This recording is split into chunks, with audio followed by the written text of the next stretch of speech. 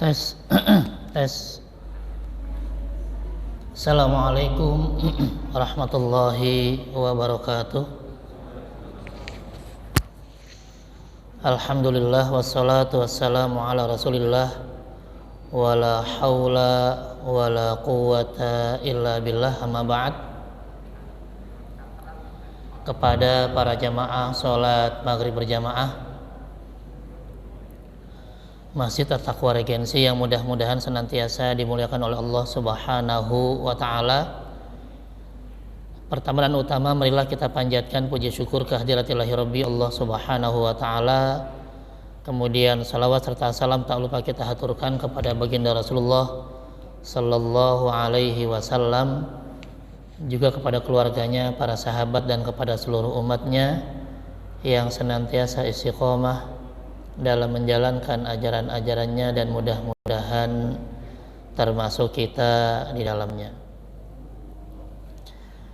Para jamaah haballahi wa rasulih, dalil tentang kewajiban sholat 5 waktu tidak hanya ada dalam Al-Quran dan hadis, bahkan juga wa ajma'atil ummatul islamiyah, ulama sudah sepakat ala wujubi khamsi sholawatin, atas wajibnya sholat 5 waktu fil yaumi wal lailah, setiap hari. Ya, ini sudah sepakat. Jadi kalau nanti ada yang bilang cuma 3, 4 atau seterusnya, itu berarti sudah menyalahi kesepakatan ulama.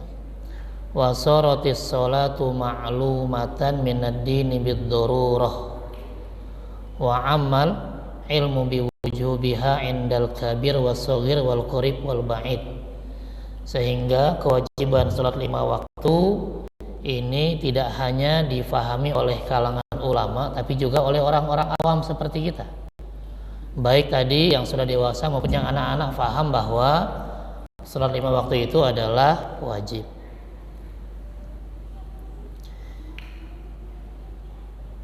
Kemudian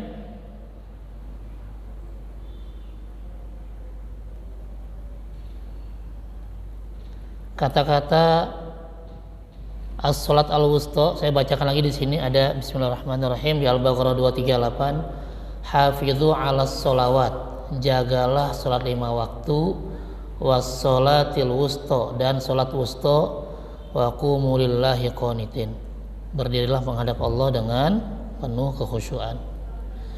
Fa hadhil ayah tahutsu 'alal muhafadzah 'alas sholawat. Al-Baqarah 238 ini merupakan dalil bahwa kita harus menjaga sholat 5 waktu, wa adaiha fi awqatiha, melaksanakannya tepat pada waktunya. Kemudian wa dzikrus sholatil wusta allati hiya awqadus sholawat, dari sholat 5 waktu tadi ada sholat yang paling banyak penekanannya, yaitu sholat wusta. Apa itu sholat wusta? Wahia sholatul asri. Nanti beda pendapat ya. Ada pendapat mengatakan ini adalah sholat asar, fi qawli adadin minas sahabah wa jumhurit tabi'in, menurut banyak sahabat dan tabi'in.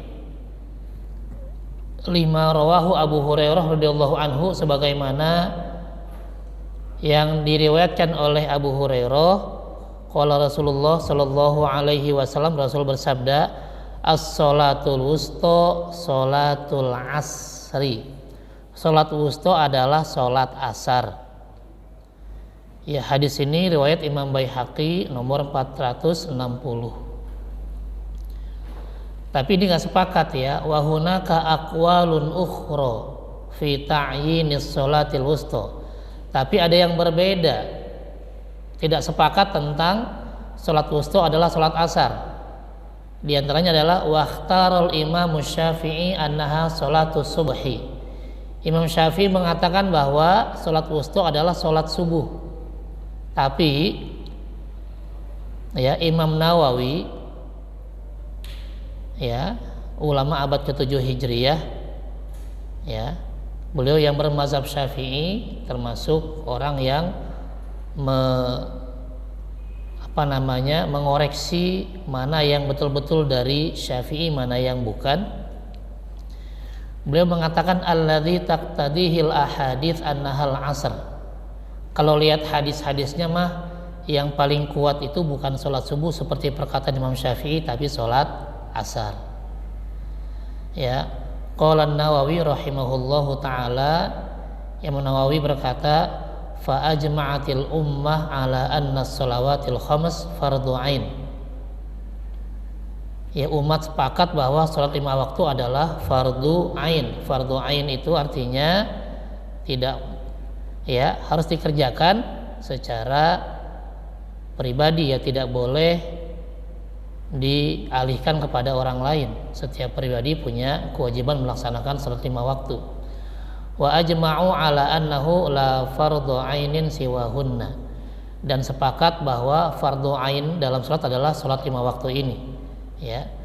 Wa hadza yaquduna ila bayani hukmi shalah wa ala man tajib au syurut wujubiha. Nanti kita bahas berikutnya tentang hukum, kemudian syarat wajib dan syarat sahnya. Oke, ini sedikit tentang penekanan dari ijma, kesepakatan ulama terhadap kewajiban sholat 5 waktu, dan juga ini termasuk fardu ain, bukan fardu kifayah. Harus dikerjakan oleh setiap orang, bukan dan tidak bisa diwakilkan. Sebelum saya lanjutkan, ada pertanyaan, silahkan. Iya.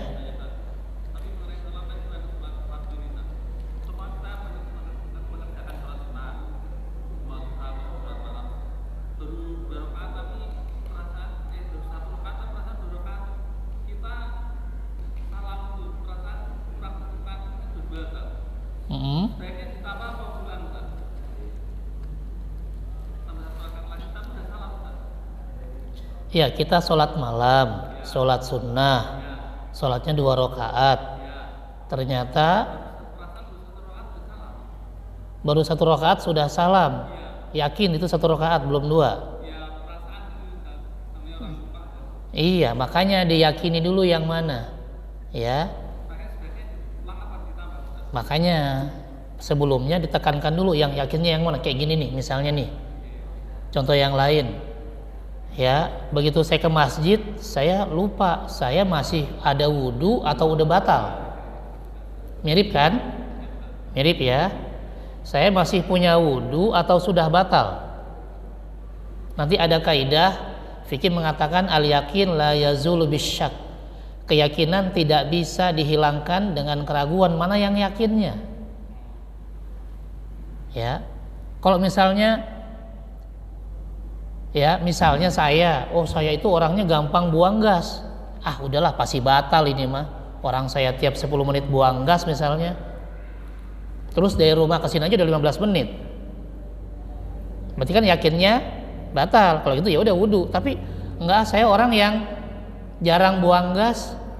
Saya kadang sejam enggak buang gas lama. Ya udah, berarti ya yakinnya bahwa saya masih ada wudu, karena saya juga nggak ke toilet, dari rumah juga langsung ke sini, berarti yakinnya saya wudu. Nah, kalau bisa dicari mana yang yakin, mana yang ragu, itu dulu, ya.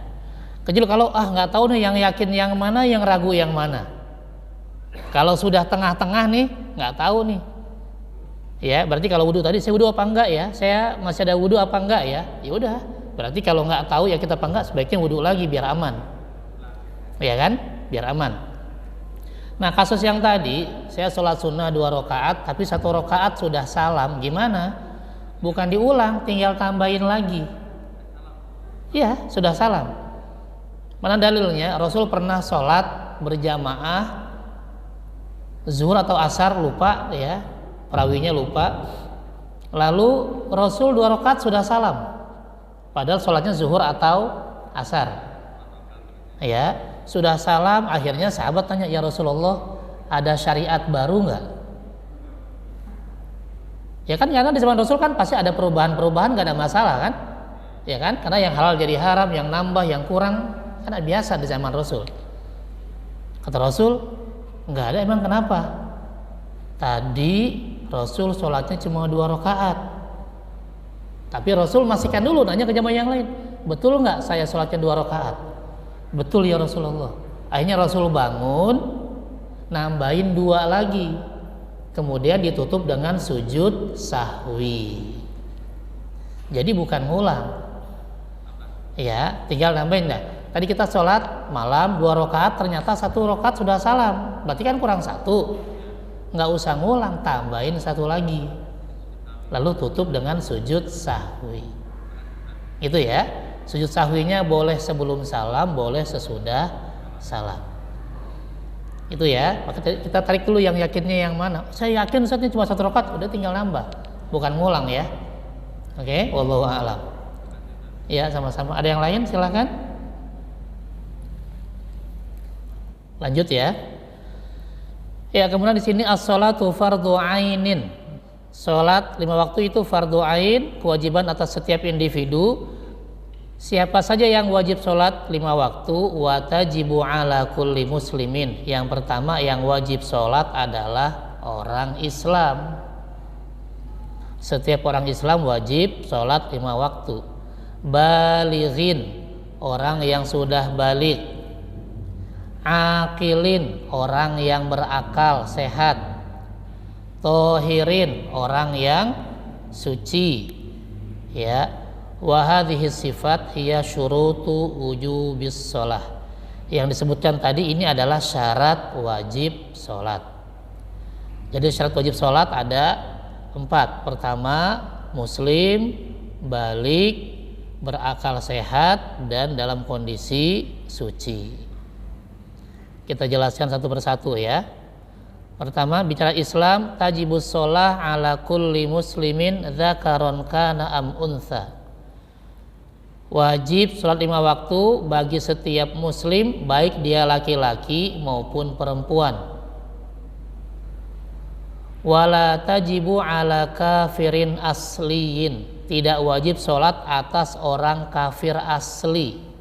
Maksudnya bukan murtad. Dari lahir memang dia ya sudah kafir, tidak memilih Islam. Ya, tapi dijelaskan di sini wujubu mutolabatin biha fid dunya. Dia di dunia tidak wajib sholat karena dia bukan Islam. Ya, li'adami sihhatiha minhu. Kalau dia sholat pun nggak sah sholatnya. Lakin akan tetapi tajibu alaihi wujubu iqabin fil akhirah. Orang yang kafir asli sampai dia meninggal, di akhirat dia kena iqab. Ya, dia kena siksa. Fayu'aqabu 'alaiha, orang kafir asli ini disiksa li'annahu mutamakkinun min fi'liha, karena sebenarnya dia bisa sholat tapi nggak mau. Ya, bidukhuli fil Islam. Gimana caranya? Ketika dia di dunia kan dia punya peluang untuk masuk Islam, kemudian sholat, tapi dia nggak mau masuk Islam dan tidak sholat. Walam yaf'al, dia nggak melakukan itu. Ya, sehingga di akhirat pun dia disiksa karena tidak sholat.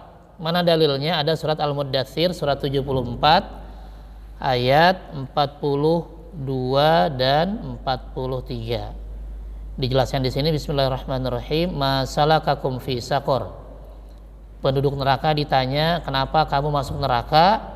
Qalu, mereka menjawab, lam naku minal musallin. Yang pertama, karena kami enggak sholat. Ini berlaku bagi yang muslim maupun kafir. Kalau enggak sholat masuk neraka. Karena itu ini juga dalil bagi orang kafir yang tidak sholat. Walaupun dia sholat pun tetap enggak sah. Tapi maksudnya adalah dia harusnya punya peluang untuk masuk Islam dan sholat, tapi tidak dia lakukan sampai dia wafat.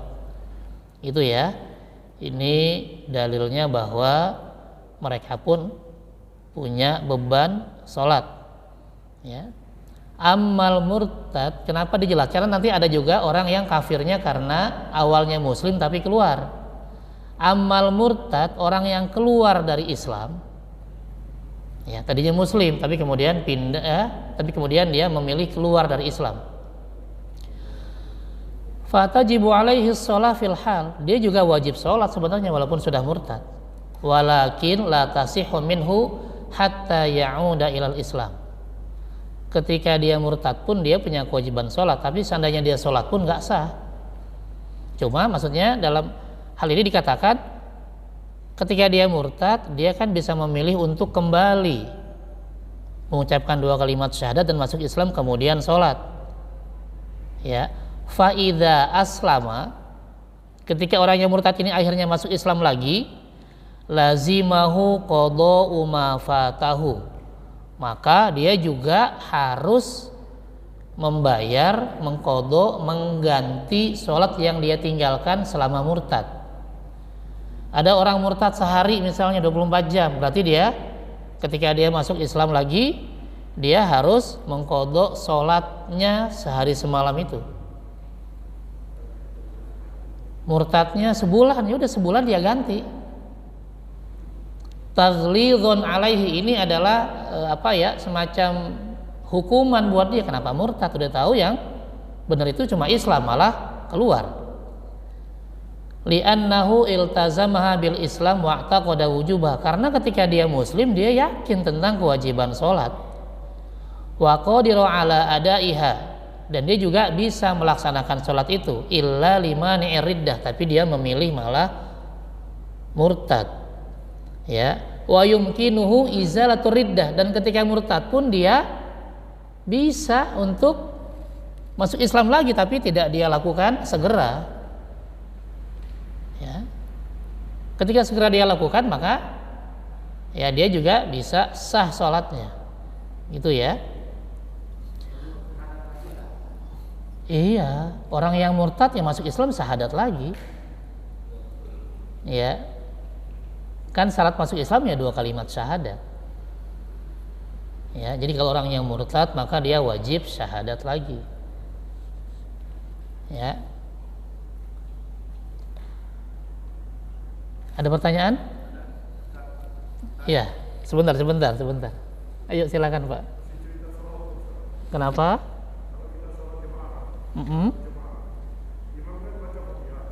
Iya.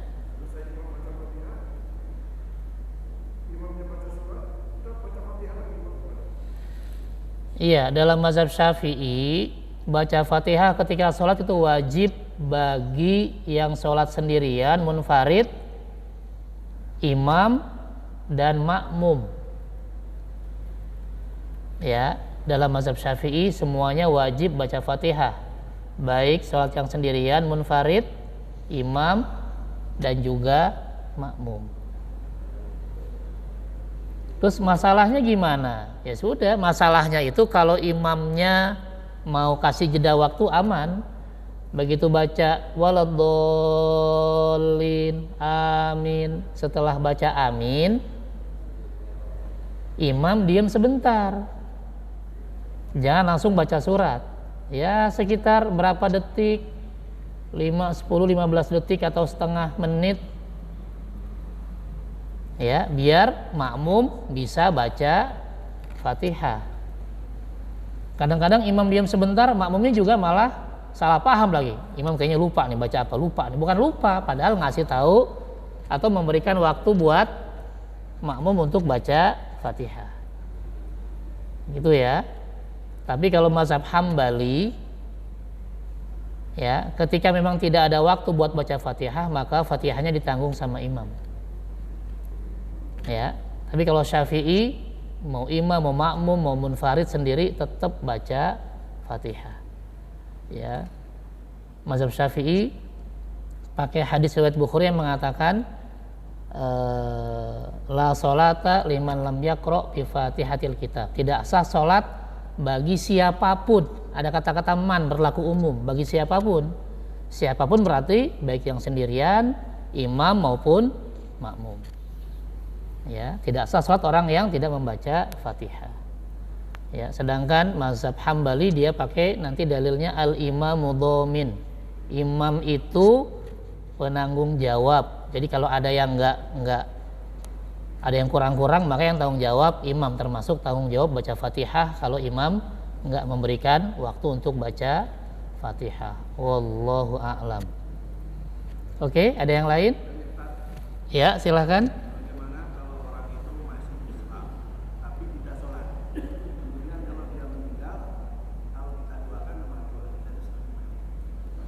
ada orang Islam nggak sholat sampai meninggal, terus gimana? Ya masalahnya nanti ada pembahasan sih ya setelah ini. Nggak apa-apa, kita jelasin sedikit. Jadi gini, ketika ada yang tidak sholat, maka hakim pengadilan agama harus manggil orang itu.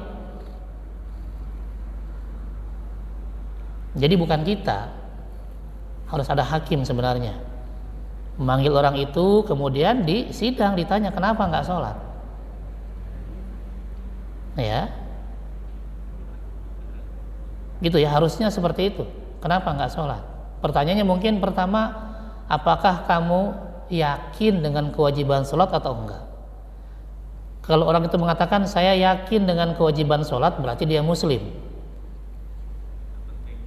ya, walaupun dia nggak sholat masih muslim. Tapi kalau dia mengatakan karena sholat nggak wajib, dia murtad.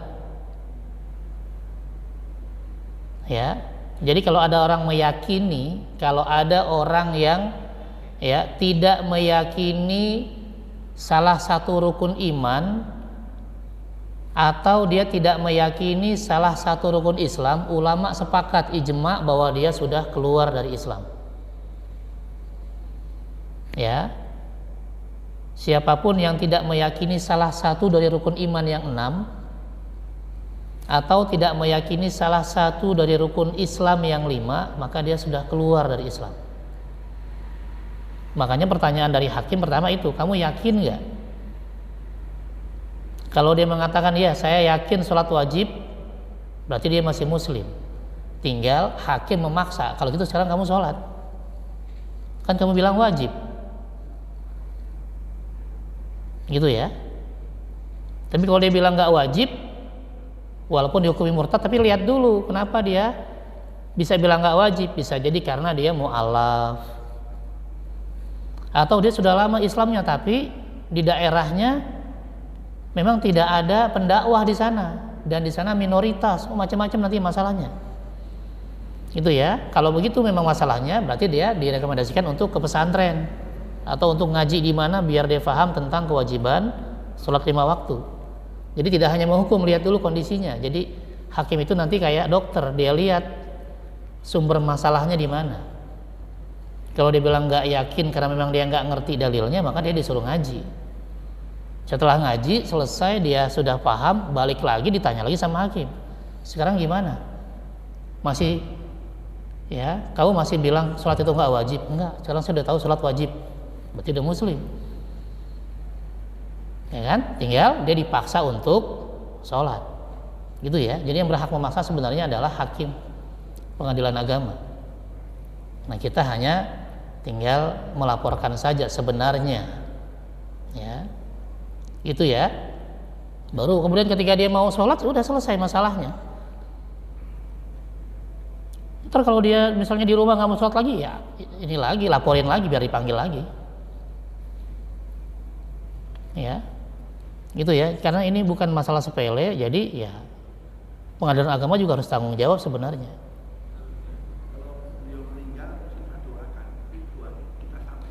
Nah, ya, kalau memang dia ternyata meninggal, ya selama dia masih meyakini kewajiban sholat, dia masih muslim,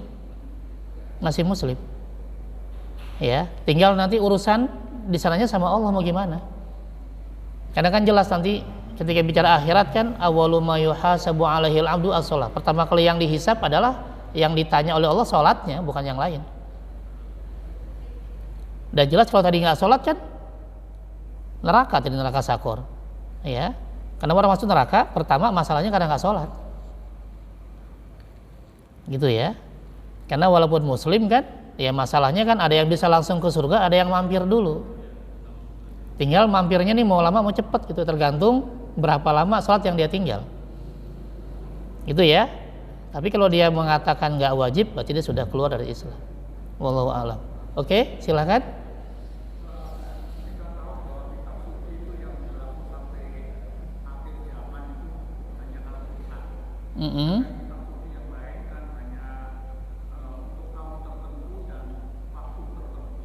Iya.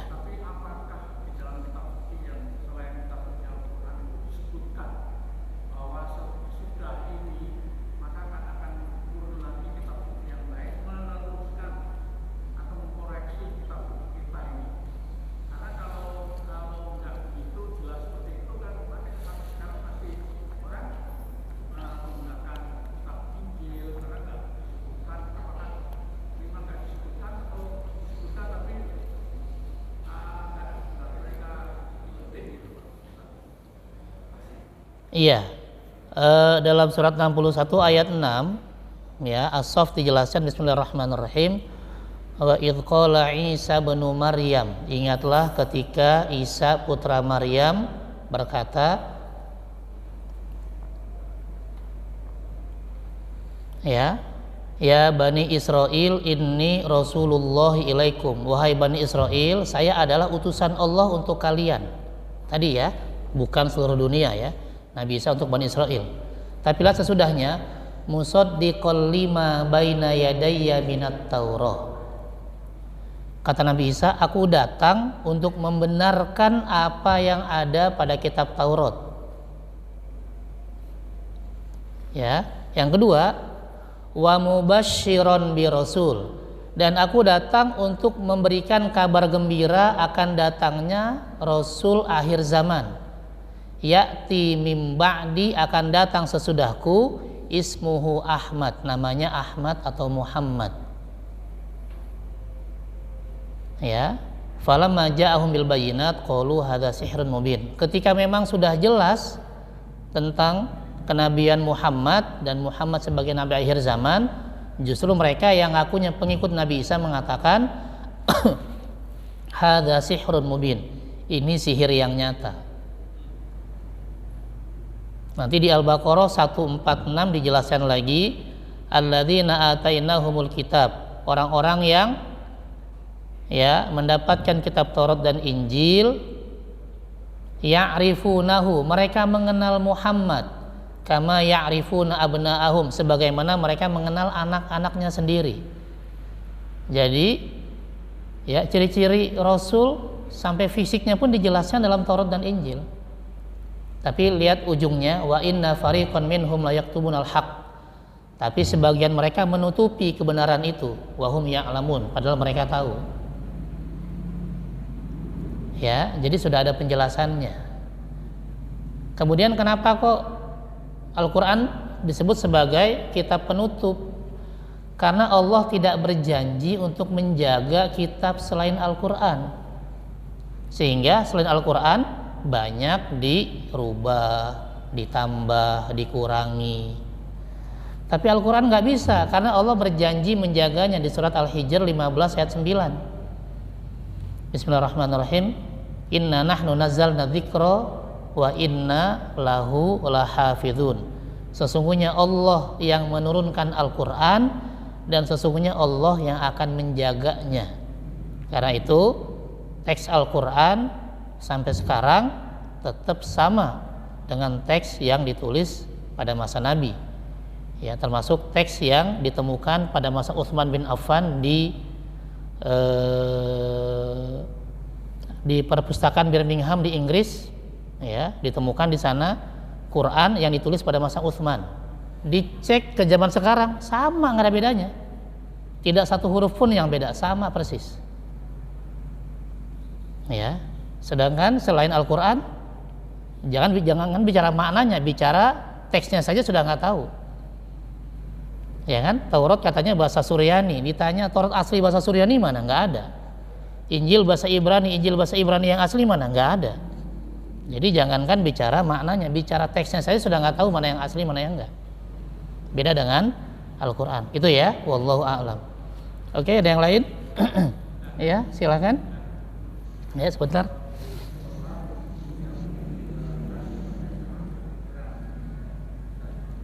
Ya, kedengeran Pak, maaf.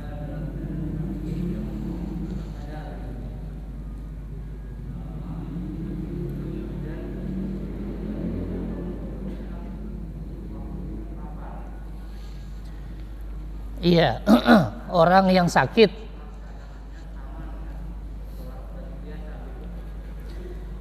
Iya, orang yang sakit. Kemudian dia koma gitu. Koma atau sadar? Ya, kalau dia sadar, dia tetap ada kewajiban sholat. Ya, lain kalau nggak sadar.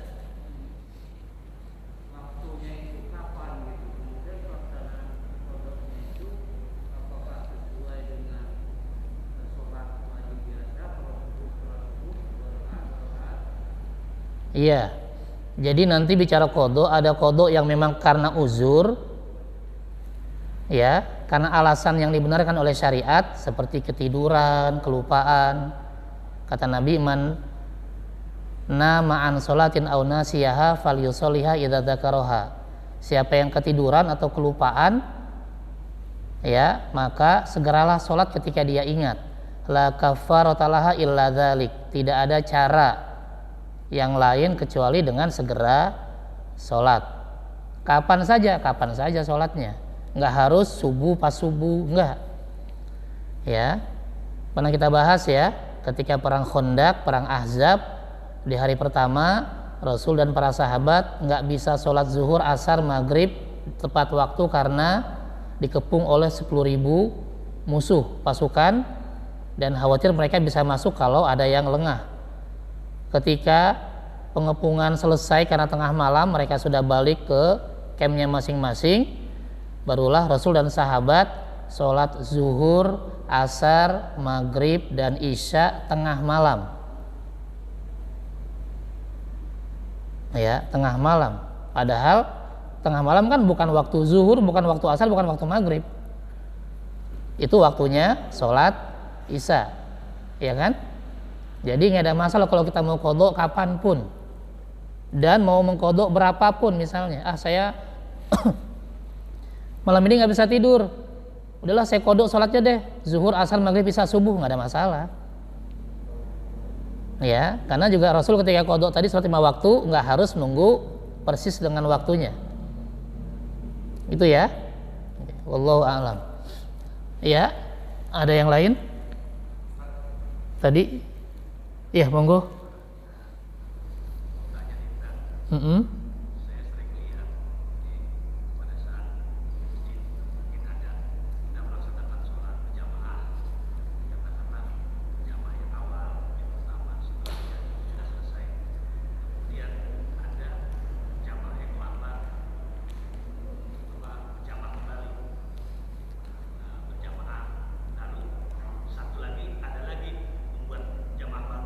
Apakah itu dibolehkan? Karena yang harusnya kan sholat berjamaah kan hanya cukup satu imam kan, imamnya. Tapi ini bikin ada beberapa imam gitu, bikin jamaah. Dan saya lakukan itu apa itu dibolehkan? Iya. Itu aja gitu. Yang dengan yang lain yang harus bikin lagi. Iya. Kalau sholat berjamaah harusnya satu imam saja, ya. Tidak boleh dalam satu waktu ada lebih dari satu jamaah, nggak boleh. Ya, nggak boleh. Tinggal nginduk aja. Kalau dia memang, walaupun misalnya nih pas datang ke sini tahiyat akhir, kalau bisa dia tetap masbuk. Ya, gitu ya. Sebelah kanan jamaah, mungkin yang satu jamaahnya mukim, yang satu musafir kali. Ya. Kan kalau musafir kan dia boleh ngambil apa namanya rukhsah ya, keringanan, dia ambil yang 2 rakaat. Walaupun sebenarnya walaupun dia musafir dia tetap boleh ya. Ya kalau musafir dia imamnya harus yang musafir, masalahnya. Kan nggak mungkin imamnya 4 makmumnya 2 terus begitu 2 rakaat diem, kan nggak mungkin juga.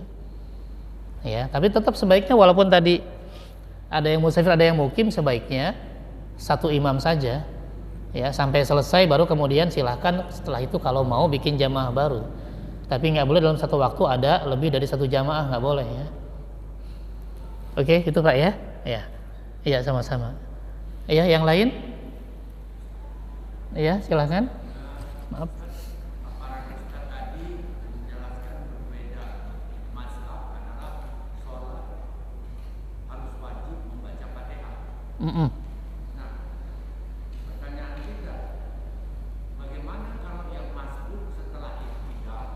Kita tidak membaca Fatihah.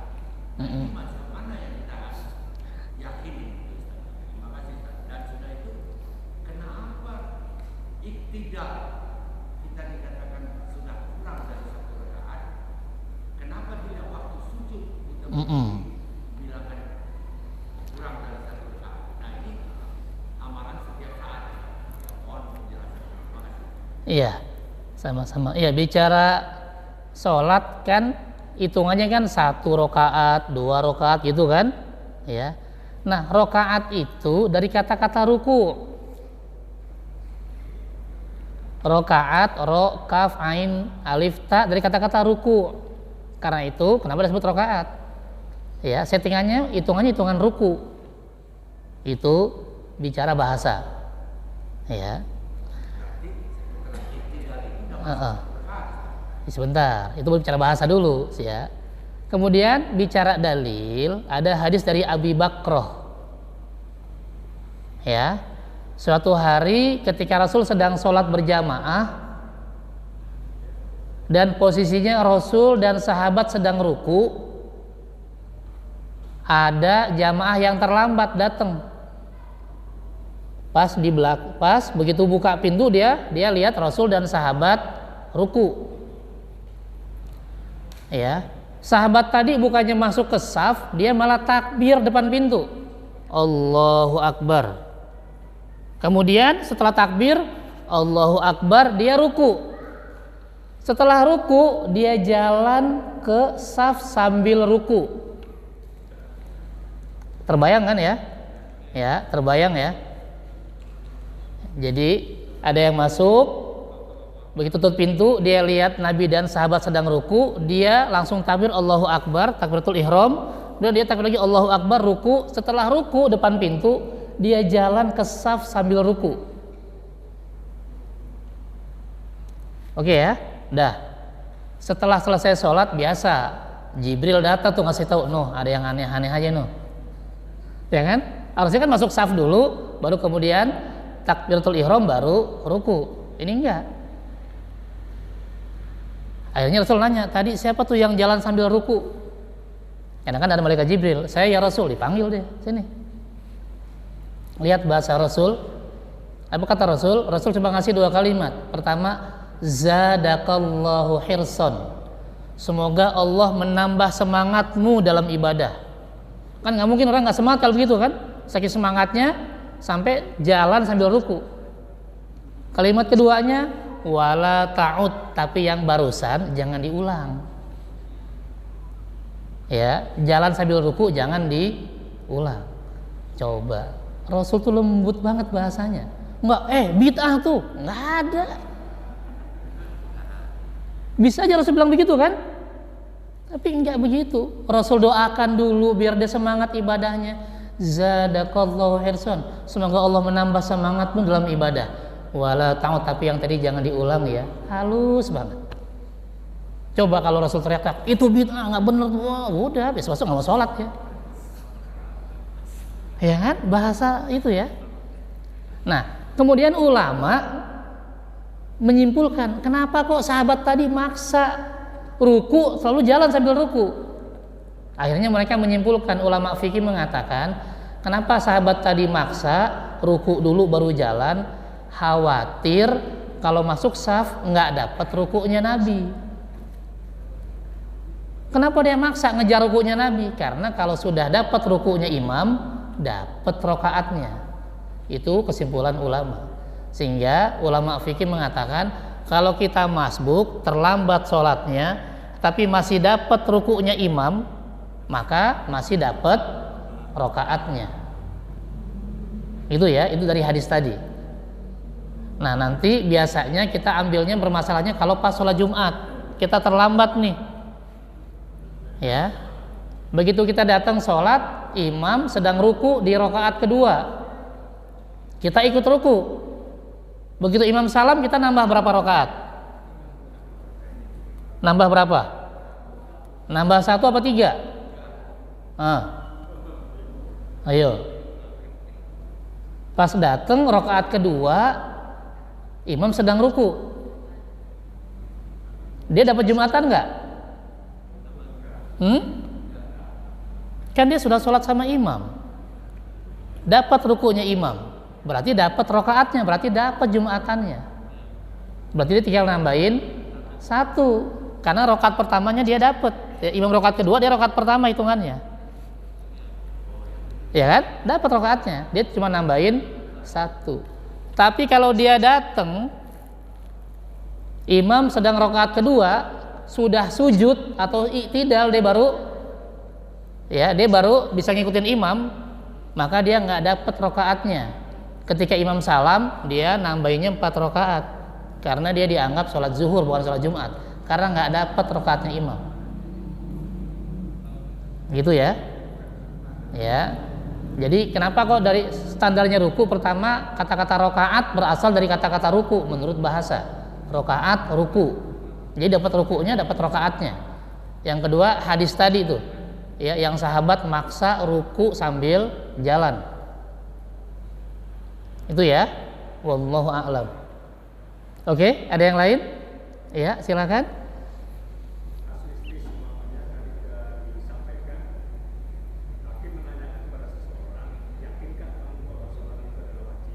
Kemudian kita kasuistis bisa menjumpai di tengah masyarakat. Kita tahu dia adalah muslim tapi nggak yakin dia sholat. Dan kita nggak pernah menanyakan apakah kamu sholat, yakin bahwa itu wajib apa enggak. Tetapi tiba-tiba pada suatu saat dia meninggal. Dan itu kewajiban kita untuk menyolati orang tersebut. Iya, bicara kasuistis tadi kita nggak tahu orang ini sholat apa enggak, yakin apa enggak. Bicara sesama muslim, ya, berpikirnya adalah husnudzon, positive thinking. Adalah ada orang meninggal, kita lihat KTP-nya Islam, ya udahlah, tinggal dimakamkan sesuai dengan ya kondisi dia sebagai muslim. Ya kita mandikan, kafani, sholatkan dan kuburkan. Nggak usah nanya-nanya dulu, ini ada keluarganya nggak nih? Dulu sholat apa nggak usah, udah. Ya, yang penting kita lihat KTP-nya, dia agamanya Islam, udah kita kuburkan sesuai dengan syariat Islam. Itu ya, nggak usah mikir macam-macam. Iya. Pernah kita mendengar satu penjelasan bahwa sudah lama sekali bahwa ketika ada jenazah kemudian Rasul baik, Rasul menanyakan sholat enggak sih sudah ini? Itu memang ada apa enggak? Jenazah seperti itu. Iya. Iya, wallahu alam ya. Saya belum pernah baca ada hadis yang ketika ada orang yang meninggal kemudian ditanya dia sholat apa enggak. Karena bicara sholat di masa sahabat udah selesai itu. Ya, yang namanya sahabat Nabi udah pasti dia nggak mungkin nggak sholat. Karena mereka gelarnya sudah radhiyallahu anhum wa radu anhu. Allah ridho sama mereka. Mereka ridho sama Allah. Nggak mungkin orang yang Allah ridhoi nggak sholat. Ya, kalau sudah namanya sahabat pasti sholat. Ya nggak mungkin nggak sholat. Gitu ya.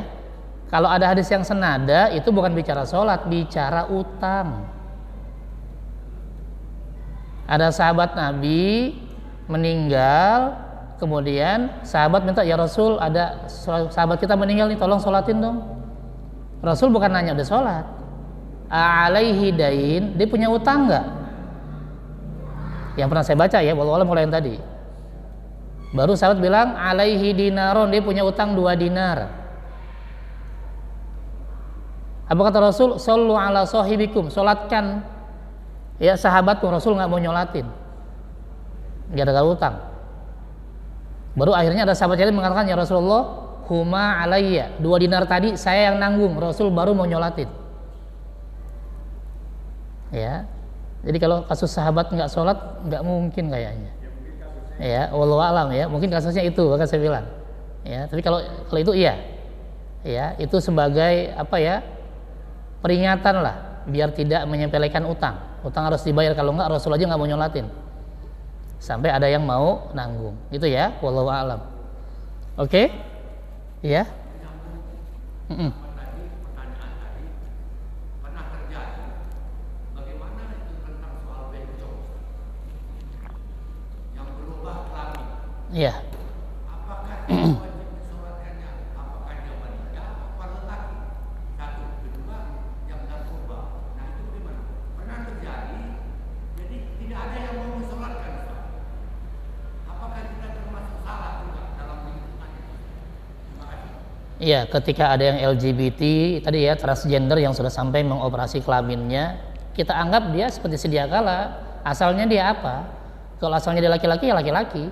Walaupun mungkin fisiknya sudah wanita, tetap kita perlakukan seperti laki-laki. Dan sebaliknya ketika dia wanita lalu merubah jadi laki-laki, tetap dia kita anggap wanita. Ya, dan tetap disolatkan.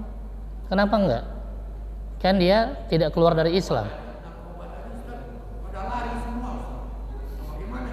Ya, ya, gini aja. Pokoknya selama ya dia masih Muslim, ya udah kita anggap saja dia, kita bersusun saja. Ya, kita berpositif thinking, mereka Muslim, kita ya kita kuburkan sesuai dengan ya syariat Islam. Nanti di akhirat terserah Allah gimana, kita kan nggak tahu. Bisa jadi dia sudah tobat tapi belum, ya kan, tapi dia mungkin belum bisa merubah lagi seperti sedia kala karena faktor ekonomi dan seterusnya. Kita nggak tahu. Ketika kita nggak tahu, udah kita husnuzon saja, positive thinking saja, ya, karena kita tidak boleh mengkafirkan orang per orang. Jadi kembali ke asal bahwa dia adalah Muslim yang mungkin keimanannya sangat rendah, tapi tetap kita urus seperti jenazah-jenazah yang lain. Itu ya, wallahu alam. Kecuali kalau memang ada faktor X misalnya kayak kasus corona, wah takut nanti nular dan sebagainya, oke lah, berarti harus ada orang lain. Tapi kalau itu kan enggak, ya. Itu ya, wallahu alam. Ya, silakan Pak Haji.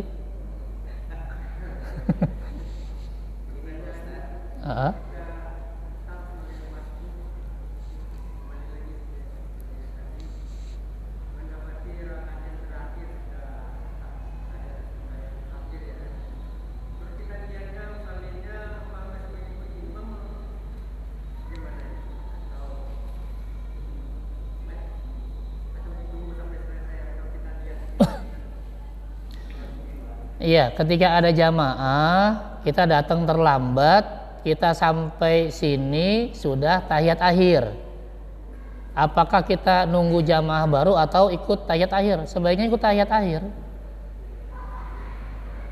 Ya, karena kan lebih awal lebih banyak pahalanya, kan di awal waktu lebih baik dibanding yang sesudahnya. Nggak apa-apa, kita ikut aja, walaupun cuma dapat tahiyat akhirnya saja. Sama niatnya, tetap kita jadi makmum. Kita jadi makmum, kita kan telat. Oh, setelah kita selesai kita berdiri ada yang nyolek gitu. Iya.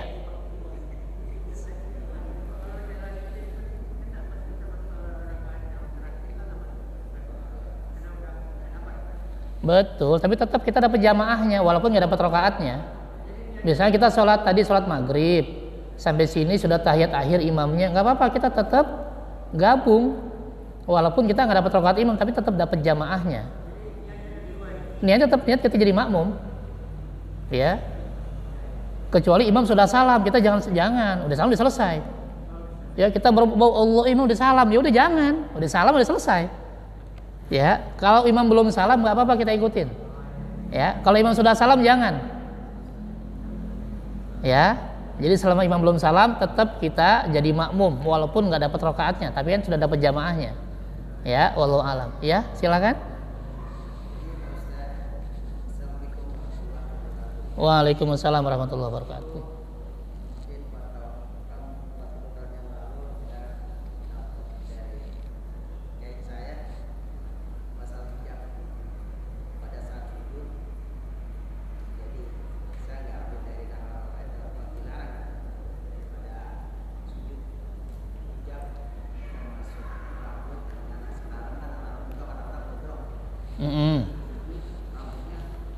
Oh iya.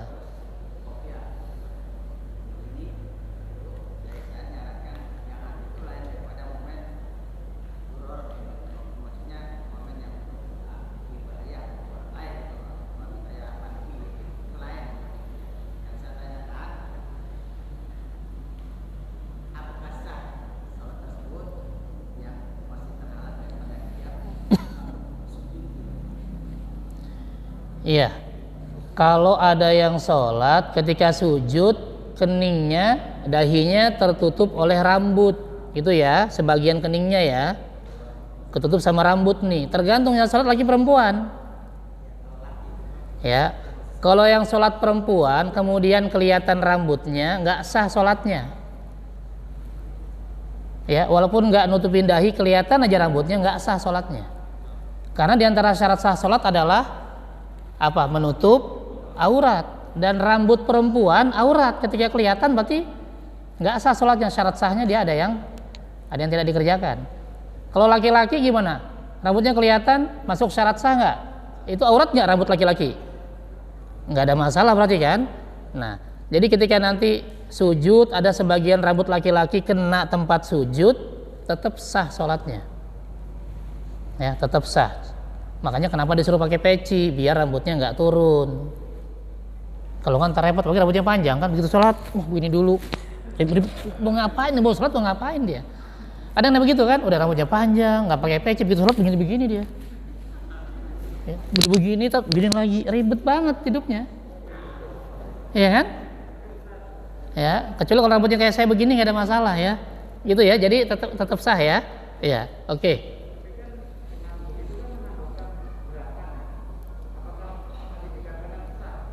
Ya itu dia, ya. Itu dia. Selama memang gerakannya bukan gerakan yang memang banyak, nggak ada masalah sih. Dan gerakannya kan juga termasuk dia salah satu cara untuk menjaga biar dahinya betul-betul kena tempat sujud dan nggak kena rambut, ya. Makanya biar aman pakai peci, udah gitu aja. Atau potong rambut, pendekin. Kalau nggak mau pakai peci biar aman, ya. Yang jadi masalah kan kalau gerakannya nggak ada kaitannya dengan sholat. Itu kan ada kaitannya karena dia ingin membereskan rambutnya biar nggak kena tempat sujud. Walaupun sudah beres tapi ada 1-2 misalnya yang keluar lalu kena tempat sujud, nggak ada masalah. Ya, yang nggak boleh itu kalau perempuan karena itu aurat. Ya, kalau laki-laki masih boleh. Cuma memang mengurangi kesempurnaan sholat. Ya, mengurangi kesempurnaan sholat. Dan gerakan juga yang di luar sholat ya minimal dia makruh. Ya, kalau kebanyakan malah jadi haram tadi, bisa batal sholatnya. Tapi kalau sedikit minimal dia makruh karena bukan bagian dari gerakan sholat. Termasuk gerakan luar sholat, lagi sholat kan betulin lah. Kadang-kadang sambil sholat ngeliat jam, ngapain, ntar nunggu aja selesai. Ada yang begitu ngeliat jam, ada yang betul-betulin peci. Udah makanya pakai yang pas peci, jangan yang kendor. Ya, itu mengurangi fokus itu ya. Jadi tadi ada gerakan-gerakan di luar sholat yang memang jangan terlalu banyak itu ya. Tapi kalau tadi kan gerakannya karena membantu, dia khawatir rambutnya kena tempat sujud gitu ya. Makanya lebih aman dipastikan dulu semuanya, rambutnya, pecinya biar aman sehingga dia nggak aneh-aneh ketika sholat ya. Ada gerakan-gerakan tambahan. Wallahu a'lam. Iya, silakan.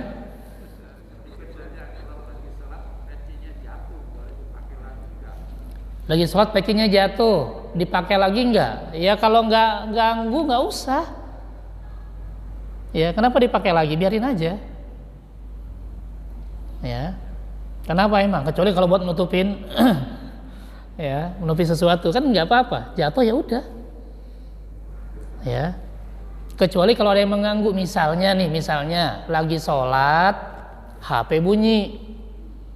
Entah bunyinya di kantong atau bunyinya kita taruh ya bunyinya macam-macam lagi kan, nanti kan ganggu jamaah ya. Kalau gitu boleh kita ambil, kita matikan langsung, jangan diambil dijawab ya, halo bentar ya lagi sholat, jangan, batal ya.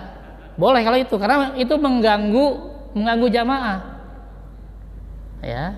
Kalau getar-getar biarin aja ya. Atau misalnya bunyi gitu kan, kemudian posisinya memang kelihatan, nanti ada teks, ya udah nggak apa-apa, kita balik, kita tutup, nggak ada masalah. Ya pokoknya kalau mengganggu sholat nggak apa-apa. Tapi kalau itu kan nggak ganggu sholat, kalau jatuh ya sudah selesai, mau diapain lagi? Ya biarin aja.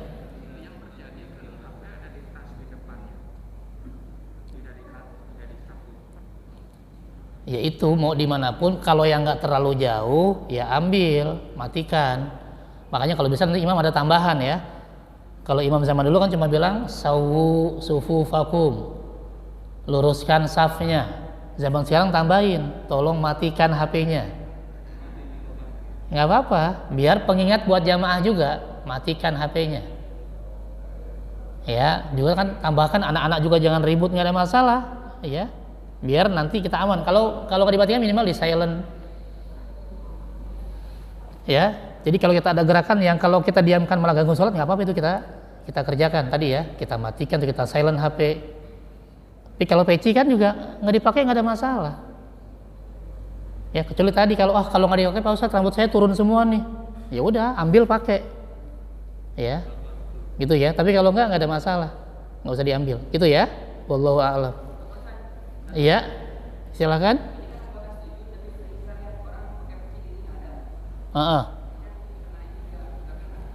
Ya kalau nggak kena nggak sah, nggak boleh, harus kena lah. Ya kalau dahi harus kena, kan 7 anggota. Ya Rasul bilang dahi lalu nunjuk hidung, karena nunjuk doang. Ada yang bilang ya kalau nggak kena pun nggak apa-apa.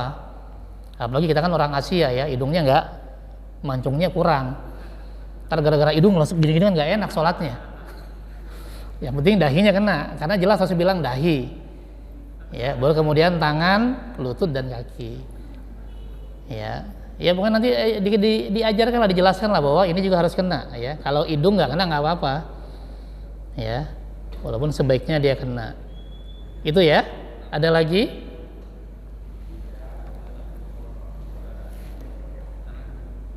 Cukup? Iya.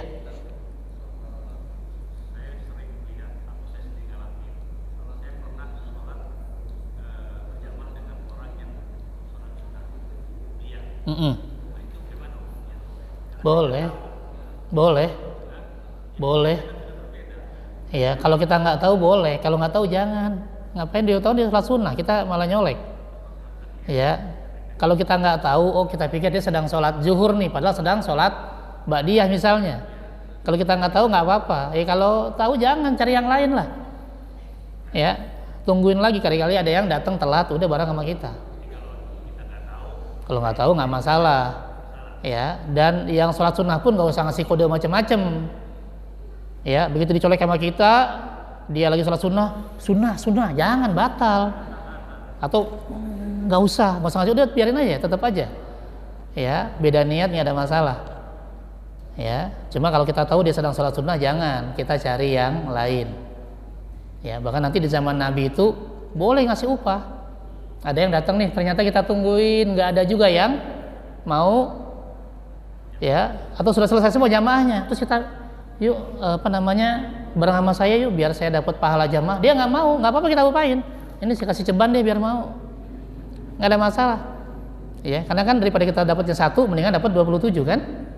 Ya tapi kalau tadi imamnya beda ya jangan kalau bisa ya, kalau kita tahu. Kalau nggak tahu ya nggak apa-apa, gitu ya. Oke. Ada lagi? Iya. Oke. Iya, dikit lagi.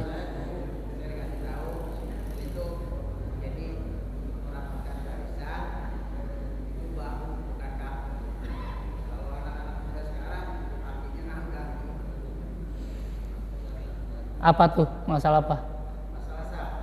Masalah saf. Iya. Ya kalau nanti misalnya sudah normal lagi, merapatkan barisan itu bukan merapatkan kaki dulu, tapi kalau bisa merapatkan bahu, baru kakinya ngikut. Ya, seandainya yang mau dirapatkan nggak mau ya jangan dipaksa. Gitu ya. Sekarang kan juga belum bisa rapat ya, masih pada khawatir kan? Oke, cukup ya. Kita tutup dengan baca hamdalah. Alhamdulillahirabbil alamin. Subhanakallahumma wa bihamdika asyhadu an la ilaha illa anta astaghfiruka wa atubu ilaik. Assalamualaikum warahmatullahi wabarakatuh. Waduh. Bentar.